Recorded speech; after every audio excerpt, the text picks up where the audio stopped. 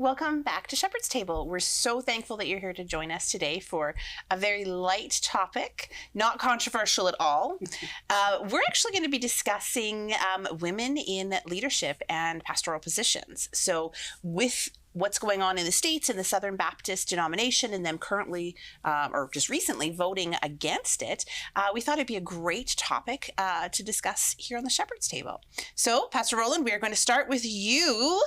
I know you are very laid back on this topic. So let's hear, how do you feel about women in leadership in the church? Well, I think that's interesting because it has to be separated as, what do you mean by leadership? Do you mean on the boards, on the councils? Do you mean in pastoral leadership? And all of these questions are, I think, different but connected, because it goes back to a theology of, do you believe in complementarianism? Do you believe in a sort of complete equality? What sort of teaching do we derive from the Bible? And therefore, from that sort of ontology of what makes a man, what makes a woman, and therefore what we believe about them, then influences how we answer those questions. But I think the one thing that I would say, just to frame this conversation, because I think so often what ends up happening is this conversation asks the wrong question. It's not, can women be in ministry? It's, should they be in ministry? And the reason why I say that is because, of course, they can, in the sense that, of course, a woman could go to seminary just as I did and pass all the classes and be certified and be intellectually and capable, and perhaps, and often in many cases, I've met several fine female pastors who do an excellent job. But once again, I think the question then has to be not can, but should. And I think that's the more interesting question to discuss today. I would absolutely agree with that. As a woman who's in ministry, but is very, very particular, I am not a pastor. Mm-hmm. I am very specific on that. So, all right, Patrick, what are your thoughts on the topic? Well, I can respect the Southern Baptist decision. Albert Mohler was really kind of the leading voice behind this decision. And I've read Mohler's works extensively. He's written a lot about culture, the culture wars, the things that are happening in our society. And what the Southern Baptists have done, agree or disagree, I can respect the decision because it's countercultural. They're not taking this decision because they're following the culture, because they want to be politically correct or relevant or anything like that. People can throw accusations around about patriarchy and things like that, but I think that the Southern Baptists are taking a position based on biblical convictions. I know Albert Mohler to be a man of strong biblical convictions, and I can agree and support with the decision they've made. Absolutely. All right, Shane, what do you think? So far, you guys have given this an easy opening, so let's be controversial. Yeah, controversial. Well, I hope you didn't look to me to be controversial, because I generally look at this from a couple of different ways. Of course, theologically, mm-hmm. and from a practical perspective too. What does it mean for a woman to be, and as Roland rightly pointed out, we have to kind of keep these topics and these occupations separate, because what does it mean to be a leader in a church? Well, if we're talking strictly about pastoral leadership, of course, there's lots of things that can be said about that. And of course, if you look at it scripturally, I don't think you can make a strong case either way from scripture, actually, because there are places when we're talking about St. Paul's letters where it seems that he's very, very adamant about women not having leadership roles in the church, at least pastoral roles, and other places like in Acts and Romans where it seems like he's affirming female leadership. So there's a bit of ambiguity there that I don't think we can just ignore. I agree. On the other hand, from my practical experience, from women in leadership, as Roland has, I've met some good female pastors, but I've met some ones that tend to lean a little too heavily on, say, their compassionate, that natural female compassion on their decision making. Yeah. And of course, that can lead churches into some very dangerous waters. Right? Oh, absolutely. Yeah. So that's kind of where I'm at. So I don't have a firm position one way or the other, but I do think about it a lot. Yeah. And I go back and forth. Right.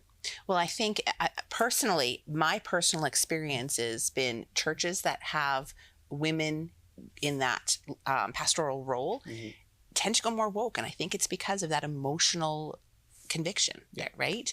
And churches that were hard line and then they changed their opinion on it, and it's like a little bit of compromise is like a little bit of leaven in there, right? And I say that as a woman who is actually in ministry, and I think that men should lead. So specifically, let's go theological on this. Roland, we're going to go back to you. Where do you see the theological argument for or against? Like, where do you turn to in the Bible if you have this conversation come up? Well, once again, I think the most natural place is something like the pastoral epistles, 1st and 2nd Timothy, for example, where it talks about who is suitable to be an overseer, a presbyter. It would be sort of the Greek words in there.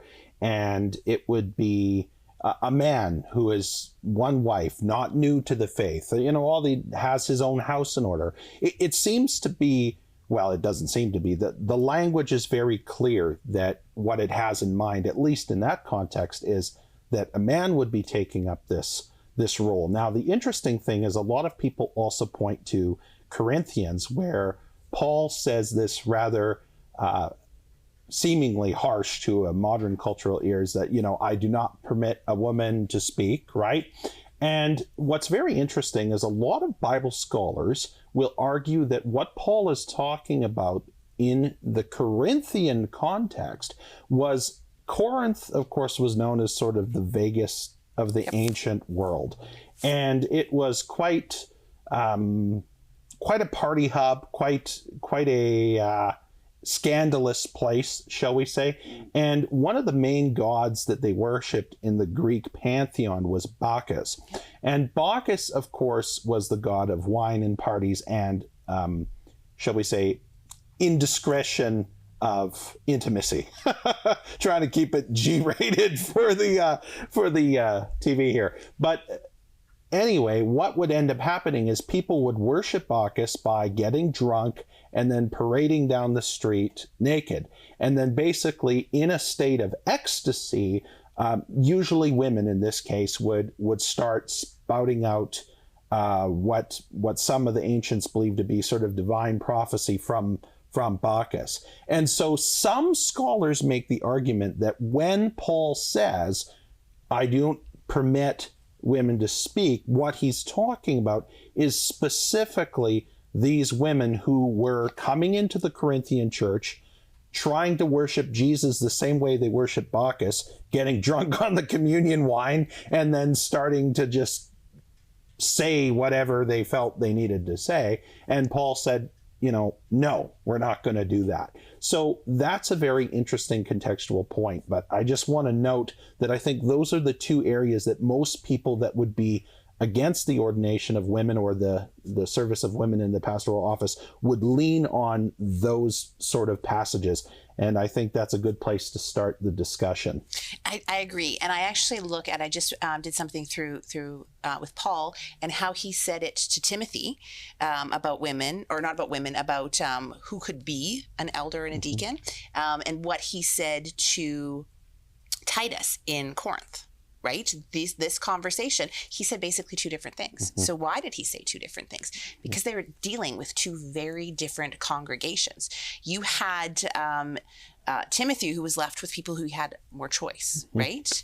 And I can't remember who was telling me that. Maybe it was even Patrick. Was that our conversation? We're talking about the difference between Corinth and Crete. Yes, Corinth and Crete. Okay, Patrick, let's lead on to you then, because I was trying to think, was it Patrick I talked to that about? And it was. Yeah, so, biblically speaking, I think that an argument can be made both ways. And I think when we look at Scripture, we see, of course, that taking it outside the church into the marriage and the family, that the husband is the head of the wife, as Christ is the head of the church. Christ called men to be apostles. Yeah. And again, as Roland pointed out in the pastoral epistles, the instructions given are relating to men, elders and husband of one wife and so forth. And again, we look at 1 Corinthians chapter 14 and when Paul says women not to speak. Now, And as Roland said, some people will look at the context and say, well, the context there is order. Paul says in verse 40 of 1 Corinthians 14, everything should be done in a fitting and an orderly manner. So some people will argue, well, the issue is not sex, it's order. In 1 Timothy chapter 2, I don't permit a woman to teach or have authority over a man. She must be silent. And then it's interesting, for just as Eve was deceived, so also the women can be deceived.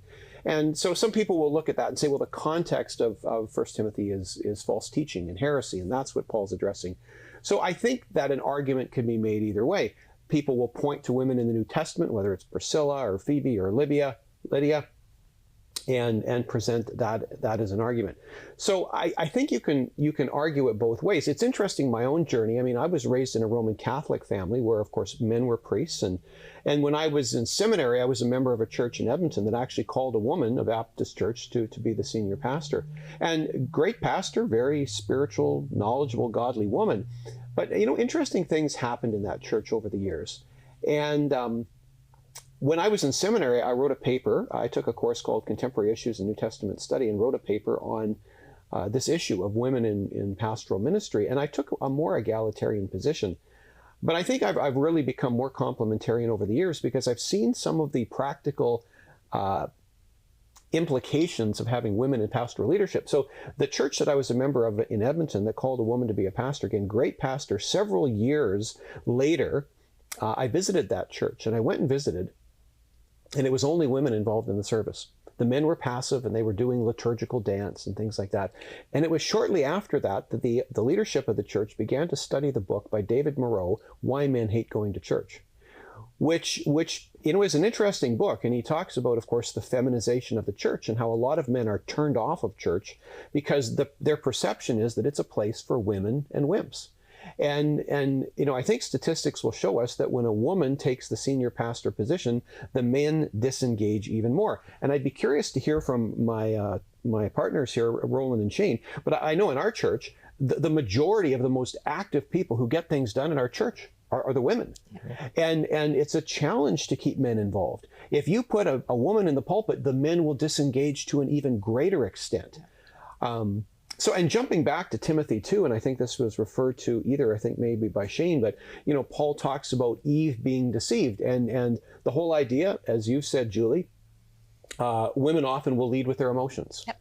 And that's maybe not a good thing to do in that position. So I think that there's important, there are good arguments to be made on either side. And I will point out that some egalitarians I can respect and some I don't respect, and I'll tell you why.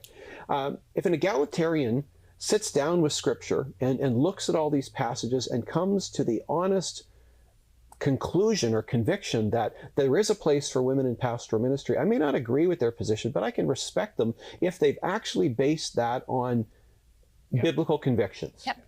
The problem is with so many egalitarians, they're not following Scripture, they're following culture. And I saw this happen in our previous denomination. And so the previous denomination that I was affiliated with for many years celebrated women's ordination. It was always such a big deal.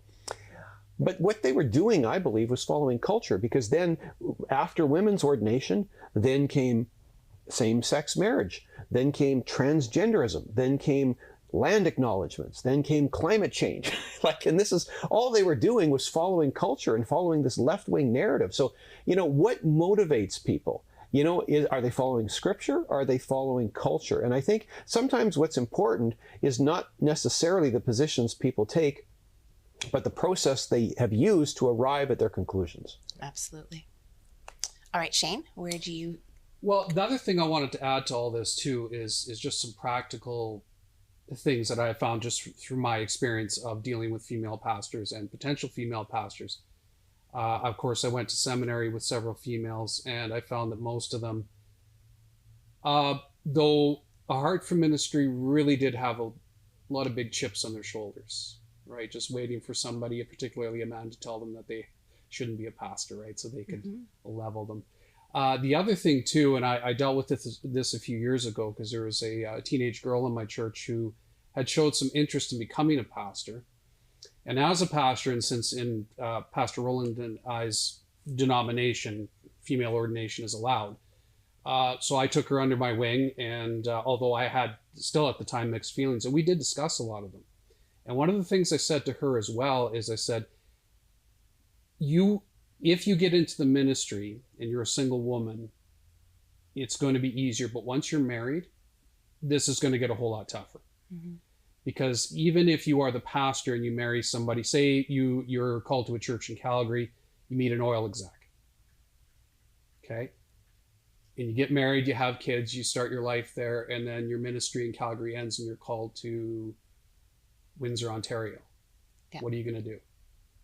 Because there's no way your high-flying husband is going to shut everything down in Calgary and move to Windsor. Now, practical. Yeah. Exactly. So the opposite, and I just told her that just to kind of warn her what to expect. If and that's kind of an extreme example, but it is out there. And we went through that, for example, back in Hannah when I was my home church. I wasn't a pastor yet. We called a female pastor. Her husband was a nurse at Rocky View Hospital, and there was just no way he was going to move. Yeah. So what do you do? And she really didn't want to fight it because she was trying to preserve her marriage at the same time. So she ended up not taking the call, and so on. So there's those kind of practical things that we have to look at as well that aren't very prevalent in reverse. Because usually, even if the man is the pastor in the relationship, he's still going to probably most likely be the main breadwinner. Yeah. In almost every case, right? I thought Lutherans were paid a lot. I don't know what planet did you you're hear on. that? Yeah. Oh man. The other thing I'll say too is, of course, I take Scripture very seriously, as do my colleagues here, and that's one of the reasons I struggle a lot with the issues, because I don't find it very clear. I mean, what Paul says is clear when he says it, but then there's other parts that are also as clear going the other way. And it seems to me that is something that we just simply can't. Okay, well, we're only going to stick with 1 Timothy or first. Well, and I think it's important not to have that pick a verse theology, that one verse puts your entire thing, because there's a lot of cultural context. Yeah. Mm-hmm. I mean, you went through a lot of the stuff that was going on, and so there was. And I think we can't overlook the fact this feminist ideology that is supposed to be empowering to women. And as a woman, I can say I don't find the feminist movement at all empowering. I actually find it quite repressive. I'm not a man. I'm not going to be a man, and I don't want to be a man. I had to replace a dishwasher. I didn't want to do that.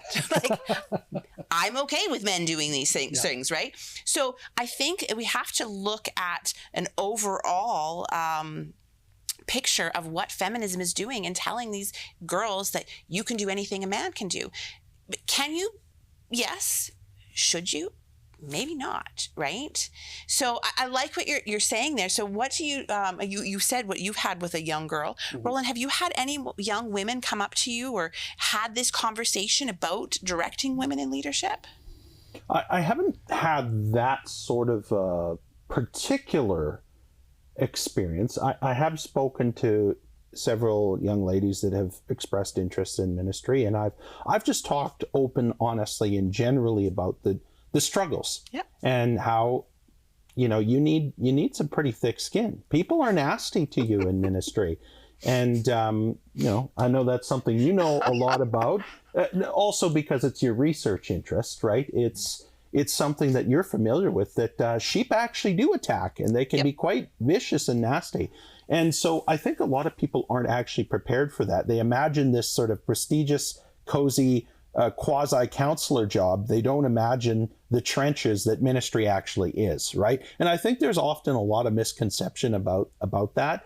I think male and female are both misconceived about that. I agree. I will be honest, I don't think my seminary experience prepared me for the conflicts that would inevitably come. It didn't prepare me for the daggers that come out, right? Yep. And so I think that's something to be said. Now, I just want to shift gears here and go back to the topic at hand. And I simply want to say, regardless of where someone falls on this issue, whether they believe women should be in leadership or not, whatever, regardless of that, I think it's very important that any church has its eyes wide open, that the fact of the matter is there is a difference in the congregational culture when you put one in charge as opposed to another. Yeah, I agree. And I think that is, you see that in domestic life, you see that in the business world, And you see that in the church. That's just the facts. And so I think it's very important that regardless of whatever decision a congregation comes to, and whether they decide to call a female or a male or whoever, regardless of this whole debate, I think congregations need to have their eyes wide open as to what does this mean, not just in the short term, but in the long term, and how will it affect the culture of the congregation? Because you're quite right. I mean, I always like to joke, women run the church, I just happen to be in charge, right? And there's a lot of truth about that. Like at Victory and at many other churches, women are the backbone of they do everything. They keep everything running. They volunteer like crazy, and they are just the hardest working, most faithful people. And men, it's like pulling teeth. A lot of them couldn't be bothered to be involved, and you really have to do that. But I do know, and I've had this conversation with several young men, where young men have felt like the church is no longer a place for them because it has become, to use a technical term, gynocentric, women-centered, right? And the problem is oftentimes the corrective that the church tries to do to fix that is, well, we're going to have a men's axe-throwing, steak-eating night. And it's like, well, you know, the answer to perhaps a more feminine form of the church is not to then find the most ridiculous form of masculinity possible and make that the counterbalance, right? I don't find that ridiculous, because I would actually eat steak and go axe. So I don't know that I agree with your argument there. Sure, fair enough. But okay, we should give Patrick another chance to talk here. Absolutely. Well, you know, it's interesting, this whole thing. There are reasons that you know, even if you have women in pastoral leadership. I was at a meeting last night and I quoted from scripture, referring to another issue. I said, everything is permissible, but not everything is beneficial. And like we've kind of said, you know, women can do ministry and they can go to seminary and they can preach sermons and those sorts of things, but is it beneficial for the church? And I think there's so many layers to this discussion: the theological, the biblical, the sociological, the cultural, all these things. But I'll just use an example from the workplace. You know, after I was in university, I worked for a number of rehabilitation agencies, and the staff in these agencies was primarily women. And I'm not just saying this as a man, but you can ask the women themselves. We were once, all the staff of one agency were called together, and this one supervisor, who was a woman, called us all together, and she said, you know what the problem is here? We've got too many damn women working here. And she started to lecture the staff. I think there were 17 women at this meeting and 2 men. Myself and the other man didn't know what she was talking about, but she went on and on about the gossiping and the backstabbing and the infighting. And when you put, again, these are testimonies of women, you put a lot of women working together, they can really turn on each other. Yep. And a lot of women will say, I'd rather work with men, or what really helps the work environment where there are a majority women is to put a man or some men in there to kind of break up the mix. And so when I look at the church too, we've kind of said that, you know what, the main volunteer force in a lot of ways is women. And so if you had a woman in the pastoral leadership in the pulpit, you know, you have, again, this large gathering of women, and what does it do? Sometimes maybe there's infighting. And then as well, you sort of send the message that this is a club for women. And we want to get away with that. We don't want to feminize the church. We want to make a place for men and women in the church. I know I've told our administrative assistant who makes up our slideshows for Sunday morning, I said, stop putting a bunch of flowers and things on it. You stop making it look so feminine. You know, we want things that are gender neutral. We want the church to be a place for both men and women. So I think, biblically, if you want to err on the side of caution, I think it's better to have a man in that leadership position. And I think there are good sociological and cultural reasons why that's appropriate as well. Yeah. All right, Shane, we've got a few minutes left here. Okay. So I was just going to kind of dovetail off that as well, and to say that I think just nature, if things like this weren't so politically charged. Yep. And if men and women were just left alone and not told what to do by cultural, ideological elites, I think we would just naturally just melt into the positions that we're best at. I agree. I have the same issues when I deal, say, because I'm in the military as well, so I have to be careful what I say. But I even struggle, say, for the same reasons with having women in combat roles, for instance. There's lots of issues with that aren't just not being discussed in the military, because it's an ideological issue that we can't touch, right? But I look at it from a practical standpoint, and it's like we're putting lives in danger because everybody's afraid to say anything, right? Absolutely. Now, of course, the stakes aren't quite as high, at least not the physical stakes aren't quite as high in the church, but the spiritual stakes are. So what do? How do we look at this? And again, I go back and forth. I kind of waffle on this just because and all it takes is for me to run into a wonderful female pastor who does a really good job and preaches the gospel with gusto, and doesn't necessarily make decisions based on how she feels that day. And I'm going, okay, well, here's the exception to the rule, right? But she probably wasn't put in that position because she's a woman. Yes. And like same as with the military, same as with being a pastor in leadership, someone who has earned that role and is right for that role, not just put in a role because they need a diversity hire and they need another woman. Clearly that is a huge issue, yeah. And that's kind of the point of what I was trying to drive at there, yeah. What is a woman? I hear That's a whole other show, I hear that's a big Patrick. question these days. If I could just jump in, I wanted to do a plug actually. My daughter Rachel has a blog on Substack called Reading Rachel, and she wrote a blog, her journey from egalitarianism to complementarianism, and it received over 2,500 views last time I looked. So if anybody wants to check out that blog and her research and her experience, I'd love to recommend it. That is fantastic. She is a very good writer. I will give her a plug as well. So that's fantastic. All right. So we basically have just a couple minutes left. Anyone want to have a last 30 seconds? Roland wanted Roland wanted the last word, so we will give it to him. I would just say that on this topic, it's a very sensitive thing, but I think it's very important that wherever somebody lands or wherever a church lands, that there would be unity, that it would not be ideologically driven, but driven from a genuine belief that you're being obedient to Scripture. Yes. Absolutely. Regardless of what decision you come to, my hope and my prayer is that everyone believes that the decision that they have made is truly what Scripture teaches, rather than just the zeitgeist, whatever the culture says at a current day or time. Absolutely. I would 100% agree with that. So with that, we will end this episode of Shepherd's Table, and I thank you so much for joining us, and we will see you again.